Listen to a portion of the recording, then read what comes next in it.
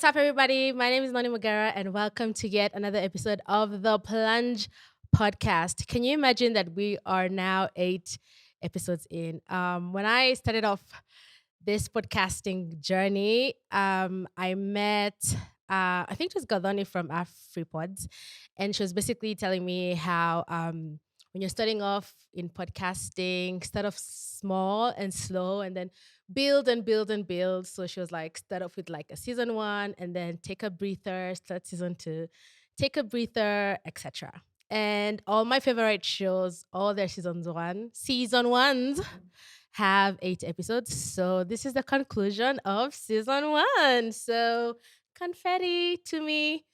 To finish off this episode, or rather this season, I really wanted to invite my friend Wale. He was in Kenya last week.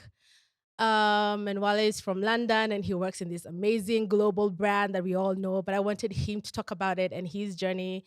But unfortunately, because of Mandamono, he wasn't able to be here. And his security flew him out the country.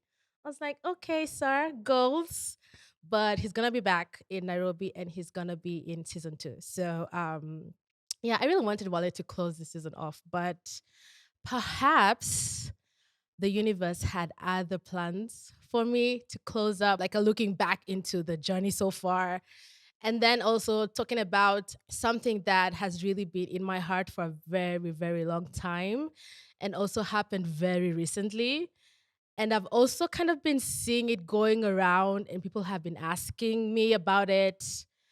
And I think that's what we're going to talk about today. But before we get into it, my outfit today is inspired by my 5-year-old niece. Love her to death. She turned 5 yesterday, and she told me that she wants me to wear. So we bought matching outfits, her and I, and she wanted me to wear her outfit for my podcast today. So this is dressed by Malinda. Malinda, wherever you are. Um, she also lives in London. So wherever you are, this outfit is inspired by you and happy birthday. And yeah, I am the cool auntie, I like to say. All right, so without further ado, today's episode is about friendships. Ugh. And I'm gonna name it How to Let Go of, in brackets or parentheses, old friendships, and how to make, in brackets and parentheses, new friendships. This is inspired by something that happened and has happened to me so many times that I literally cannot count how many times this has happened to me. Um, the topic of friendships is very like brittle, especially because someone told me the other day that I don't think girl groups like have like a real friendship within a girl group. And I was like, why do you say that? And he was pretty much like, girl groups are all about competition, looking good, who's dating who, and where we're vacationing for summer or whatever. Or I don't know, Diani plans. And when I think about it, I mean, when I really, really think about it, it's very, very hard to find someone who you feel safe with, someone who you consider like a real friend.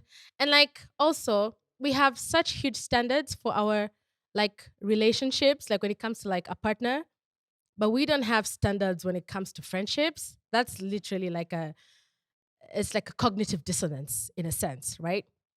And who do I go to when I need advice and I don't like boring advice. Like, okay, my therapist is cool, but like sometimes it's a bit too intense. I like cool people giving me cool advice because I want to be like those people, right? So I love Oprah. Like Oprah is like the god and the queen of TV, basically, right? And so Oprah and Gail are like such friendship goals. They've been friends since they were in their early 20s and now they're in their 60s. So that's like a 40-year-old relationship. Like there's companies that have never even gotten into 40-year-old like max, but like their friendship is so deep and so divine. Um that they say when they go out, like if Gail goes out, someone tells them, "Oh, this is my Oprah." Or when Oprah goes out, someone tells me, "This is my Gail." And basically what that means is like your friend is such a ride or die that if my friend is called Jane and I meet someone who knows me and Jane are friends, they're like, oh, this is my Jane. So they're introducing me to their Jane, right? So I feel like I used to have, or I thought I had, like really close friends. And I would be like, these are my ride and dies. And then when it got to the nitty gritty, like, are they really though? Like, just because you go out every Friday, just because they know who you're dating, just because they know where you work, or you attended a ratio here or there, are they really your friends? Another person who I really go to for friendship advice is Steve Harvey. Steve, first of all, is hilarious, and then he's super, super real.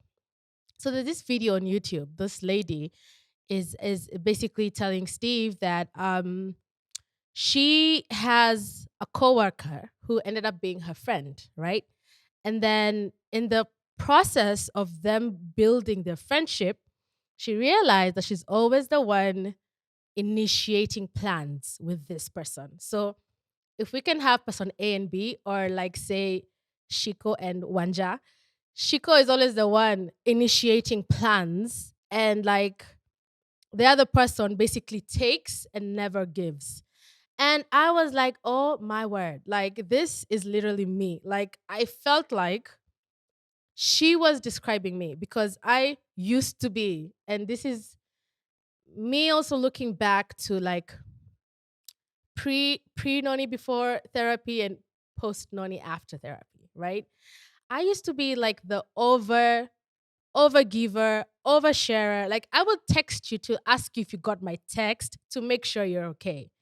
Like I'm the person who if we go somewhere, I'm like, please make sure you let me know that you are okay.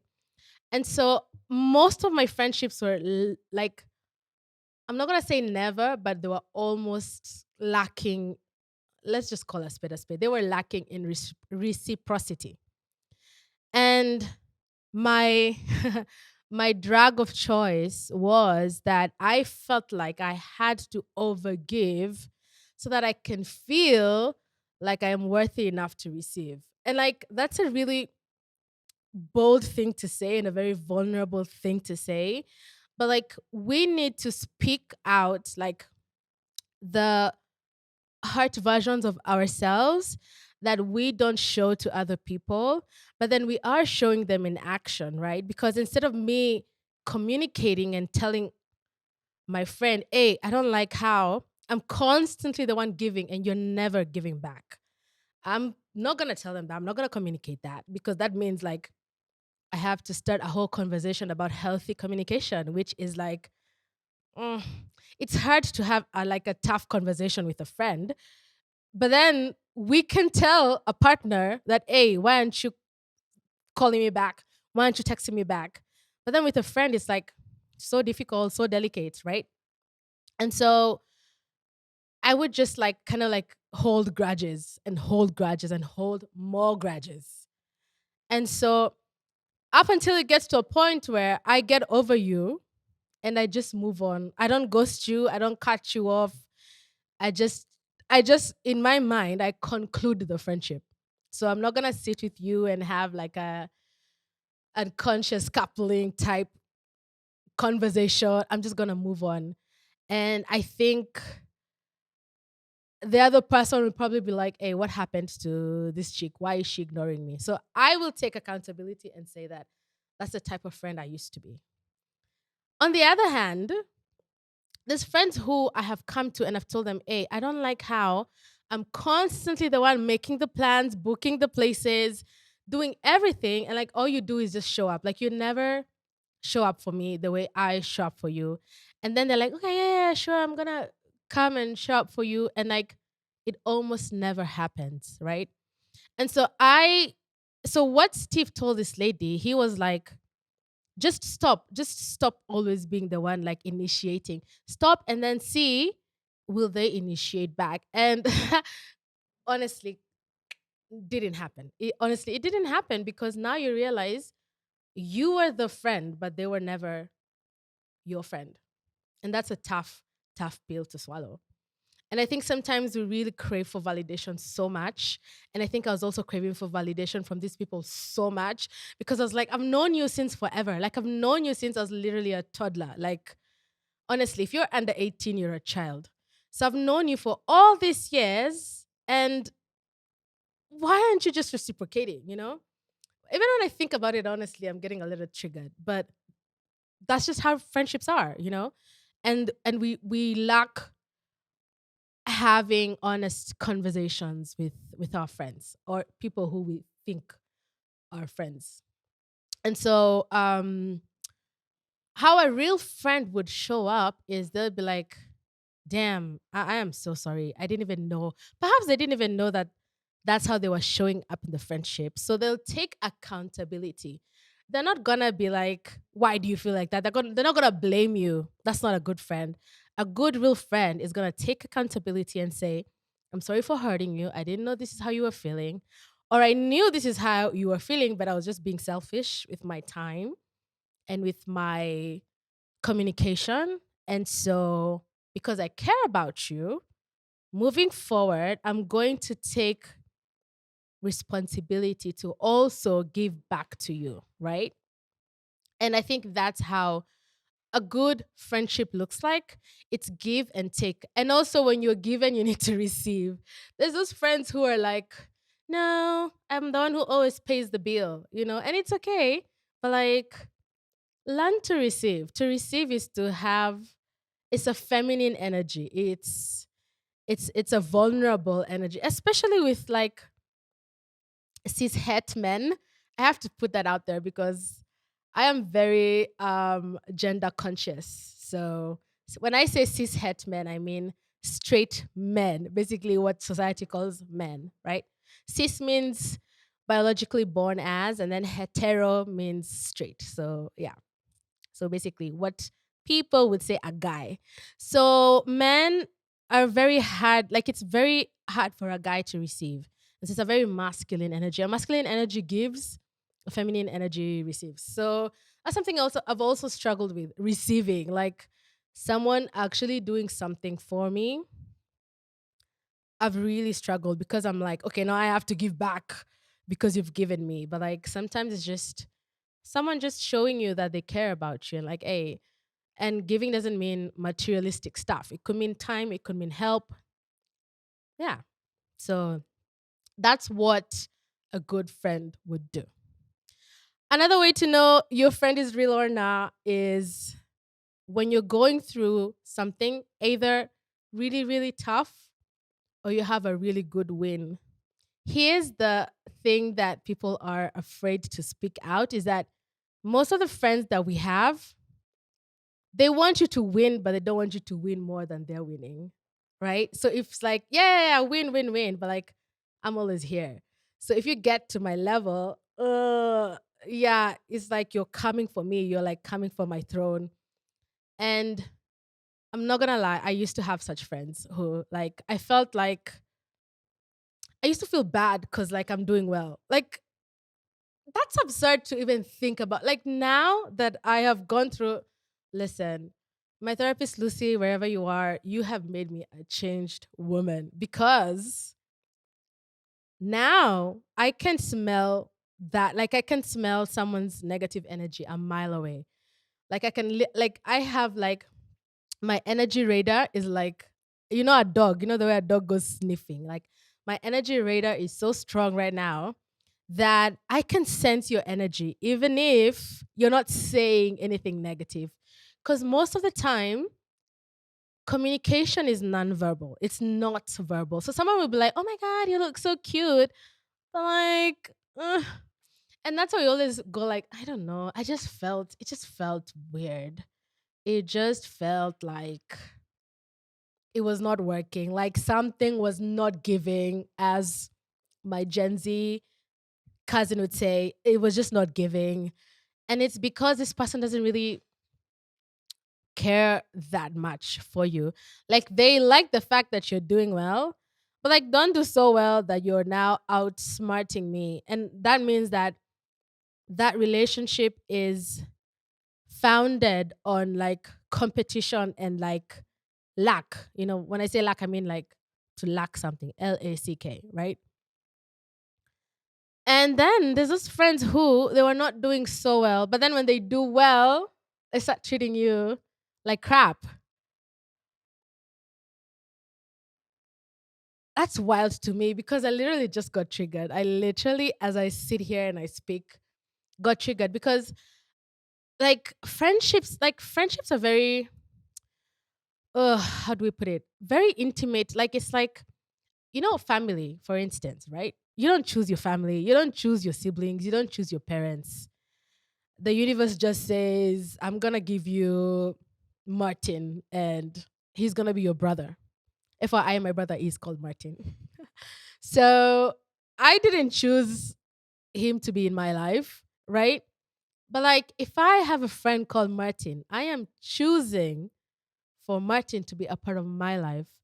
And my life looks like the ups and downs, the things I don't talk about. We might, when you go to work, when you, whatever you are, you look like you're okay, but are you really?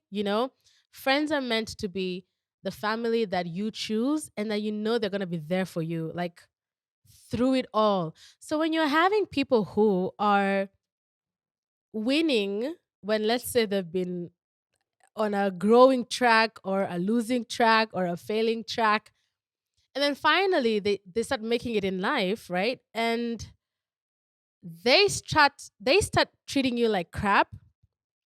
Money shows you who someone really is, like deep down. Because now you're realizing that this is someone who was using you as a crutch for during that time. Yeah, you were just my friend when I was broke. Like now that I've made it, I want to hang around people who've made it. So that's not a real friend. That's someone who used you to get to where they wanted to get. Now, here are the people who me I honestly, truly just admire. People who've made it and they still have your back and they still hang around you and they still help you to also come up with them. So friends don't leave each other behind. Don't be that friend who moves up to the suburbs and your friend is still in the hood. Like find a way, all of you guys, find a way to like come up together, be on the come up together. If you just end up leaving someone in the dark, you're not helping them with their interviews, you're not hooking them up with like a gig somewhere here or there. Like your work is to just up level and you're leaving your friends behind. That's not cool at all. If you go to a restaurant, for instance, don't suggest something that's like super high end and this person can't afford, honestly. It's either you're going to pay that bill for them or go to a place that they can afford, right? Because sometimes like dignity is so powerful. Like you need to give people dignity and understand that money is like a source energy. It's an energy to help you achieve your dreams, live the life you've always wanted, and help other people. Like the more you receive, the more you have to give back. So you can't be that friend who, oh, I've made it, look at me living my best life on Instagram or TikTok or wherever. And you're not helping out the people who are like not where you are. Yeah. So you're not being a good friend either. Another thing is how you talk about your friends' friends. I am 100% a victim of this and an abuser. This is what I mean when I say I'm an abuser. I have talked smack about my friends' friends. I was like, your friends are ghetto. And I am so sorry to the person who I say this to because till date, those friends don't like me. Till date, guys, it's been 8 years, even you, like, stop holding a grudge. But like, I mean, I'm sorry. I was young. I was dumb. I was silly. I was stupid, and I take accountability. And I told y'all that I actually think you guys are cool now. But like, if I really think about it, you guys are a little ghetto. If I really think about it, so perhaps, perhaps my apology wasn't what I said. Maybe the way I said what I said. Anyway, I don't know. But then also, there's the other thing where your friends talk to their friends smack about you. And then also I'm a victim of this, right? Where you're hanging out with folks and you're having a good time and then you introduce yourself, you're like, oh yeah, by the way, I am so and so. And they look at you like, oh, you're so and so. And like energy shifts immediately. That's how you know people have been, and this is your friend's friend. So that's how you know, like, they have been talking smack about you. The bad thing about talking about your friend's friends is you're putting your friend in a bad light because these are the people that they chose to be with. So if I'm calling my friend's friends ghetto, then it means I'm calling my friend ghetto, right? So now that I have made that conclusion, I think it probably wasn't cool what I said, and I take accountability and I am sorry for it. You know, no one is perfect or whatever.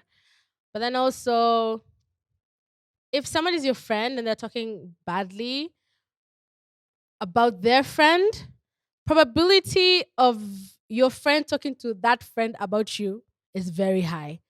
Is super high because if I tell my friends something negative about my other friend, then 100% I'm telling this other friend something negative about this other friend.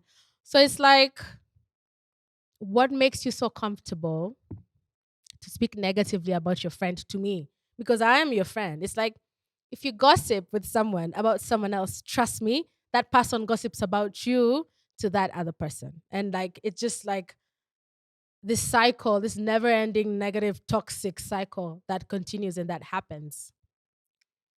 Another way to know you don't have a good friend is when you're in trouble and they don't come to defend you. That for me is honestly like, that's like, you know how you can have things that you can forgive and you talk about it and you move on. For me, this is a non-negotiable.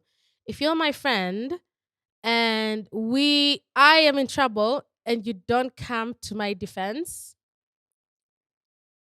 yeah, it's a non-negotiable. I don't need you anymore in my life because you're the one person who I'm trusting to be safe with. So if you can't even uphold that in itself, then like, what's your use to me in life, you know? And also, perhaps if your friend doesn't come to your defense, maybe ask yourself what could be the reason, because perhaps you probably did something and they're still angry at you. So it's like, this is like payback. It's toxic, but it happens. It has happened, right? And I think perhaps you're dealing with an even deeper situation, you know? Friendships are like it's so crazy. It's like friendship, like to have a good friend is to have your kitchen, like your kitchen table folk where these are the people I really trust. These are the people who have my back. These are the people who support me. These are the people who, when I cry, like they're holding me. They're literally telling me, you know, you deserve good people in your life. I was really touched the other day. We were out, and again, I was a girl crying in the club. Oh, I hate it, but I really was. I did cry in the club over a situation that happened. And when I tell you, my friends were so supportive, it's crazy because I'm usually the one like, and I think also it's my healing journey where I'm starting to receive support from friends. I was always the one giving. And so now I'm learning to receive. And like, when I tell you, these are new people I've met. So they're meeting the real me, like not the broken me, the toxic me. And when I tell you they had my back 100%, it was a different feeling. I felt safe, I felt heard, I felt wanted.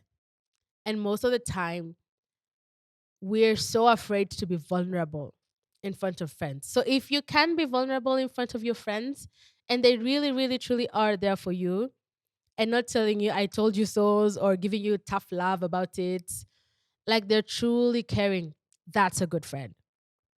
If you have a friend who supports something that you do, new business, new job, new man, as long as he's healthy, new career, new transitions, anything new, new baby, you're a new mommy, new daddy, new podcast. Anyone who supports whatever it is that you do, that's a good person. Keep them in your life as long as they're happy for you. In fact, they say the best friends are usually even happier for you than you actually are for yourself. Or if someone does an injustice to you, they get even madder at the fact that this thing is happening more than it's happening to them, you know? So a supportive friend, you have to have that in your corner. You have to have a friend who holds similar values like you do. Not hobbies. There's a huge difference between hobbies and values. I'll explain. A hobby is like I like going out to watch movies. For instance, Barbie came out last week, right? And so I want to go watch Barbies. That's a hobby. So like we all conglomerate in our pink outfits and we go and watch it, right? Now our value is I value communication and a healthy communication. And so if you can't handle having a healthy conversation, a healthy confrontation where even if we disagree, you're not shouting at me, you're not making me feel bad, you're not telling me, oh, nowadays I notice you've become so and so and so. Listen, I have a friend once who shouted at me, and I was like, girl, you are not ever going to speak to me like that. And when I tell you I canceled that friendship, I canceled it because for me, any form of abuse is a non negotiable, whether it's verbal, emotional, physical, financial, spiritual, canceled immediately. And so if your friend isn't able to express something to you in a healthy manner, in a healthy way, like, yo, honestly, what you did the other day, I don't like it. I didn't appreciate it and I felt disrespected. And then that way you're able to be empathetic and be like, dang, I'm sorry. I take responsibility and I promise that this is probably never going to happen again, right? Those are like the different ways of knowing that, our friendship is real and is honest. Another way is that they motivate you to grow even bigger than you actually are at this point in time. I'll explain. My mentor, Wale, he's an exec producer for a TV show. He runs a global marketing brand. He's a father, a great partner. He loves to travel. And like every single time I start something new, he's always in my corner and always telling me what to expect. Pros and cons. Like, expect this, don't, like, for instance, he'd be like, don't over promise and then under deliver. You would rather under promise and then over deliver, right? That's one of the beautiful gems that like a friend will like, they'll motivate you, they'll give you lifelong gems that you'll use like on your way in this life journey that you're gonna use forever, or like you'll keep like in you. I have another friend of mine called Christine, and she taught me um words are golden, but wait, what is it? Words are silver, but silence is golden.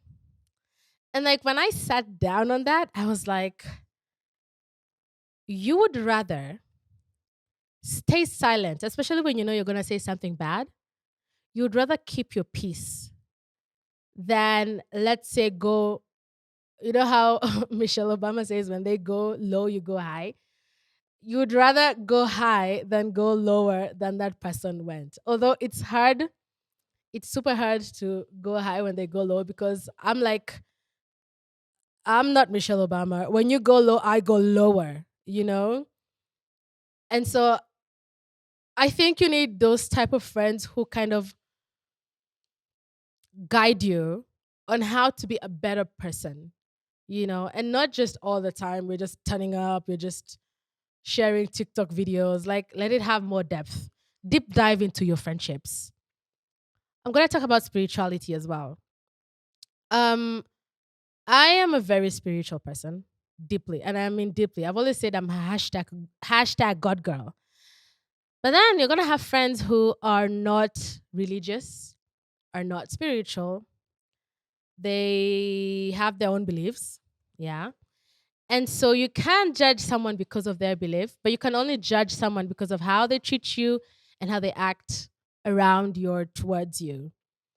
And so I had a friend who used to use the word Jesus, but like as a cuss word. Like, Jesus. And that used to sit, like, it never sat well with me, like in my spirit. And so I explained to her, I told her, okay, I understand that when you get frustrated, the first cuss word and the fact that this is even being used as a cuss word, first of all, I really didn't like it at all. But then I had to understand that this person is an atheist, or what is it? What's the other one called? I forget. But like they just don't believe in God, right?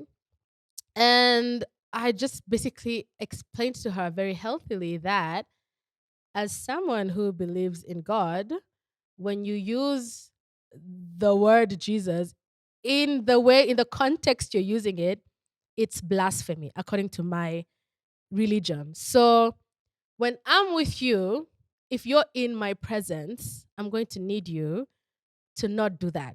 Yeah. And then just because you care about me as a friend, perhaps use the word flip or any other cuss words. There are so many of them running around in the universe. Use one of those. Like, don't use the word Jesus, you know? And I think the way that I explained it to her, she understood and she was like, "Oh wow, I honestly I had no idea." And so sometimes because it was a habit, the moment she's like she'd stop herself because she knew that in her doing that, she's not in conflict of her beliefs, but in conflict of my beliefs. And so because she cares about me, she was able to take that very, like, in good spirit, you know? Alrighty, so I completely lost my trail of thought because we literally had a fire drill in the middle of me recording my podcast on friendships. So, if your friendship is like a fire drill, please exit left immediately. I think that's how I was meant to finish this very fire episode. And like, if you want to have really cool friends, make sure that the flames are burning, but in a good way, right? This is a wrap for my season 1 of the Plunge podcast. It has been a huge ride because first of all, I started this podcast as I was recording a whole EP. EP is like a smaller version of an album. For y'all who don't know, I am a soul singer, so expect a lot more to come on my social media. By the way, I've never even told you guys to follow me. Like, I actually have never said that. I'm a terrible marketer because I actually transitioned as well from a corporate life. I am a hashtag ex corporate body. I recently transitioned from a career in marketing and communications for 7.5 years. And now I am full term creative. So I have all the time now to actually really, really work on my podcasting, be super consistent, have branding. And yeah, here's also another example. My friends were like super happy for me that I made the transition, and my family. Like, everybody was ecstatic. So yeah, that's how you know you have good folk around you and in your circle and in your presence. So, what to expect in season 2? Super intimate conversations. I feel like I was really like surface level introducing y'all to like my journey of healing, transformation, self growth, self development. I'm really hoping you get a nugget here and there. You don't have to take it all in, but like just take one nugget and hold on to it forever.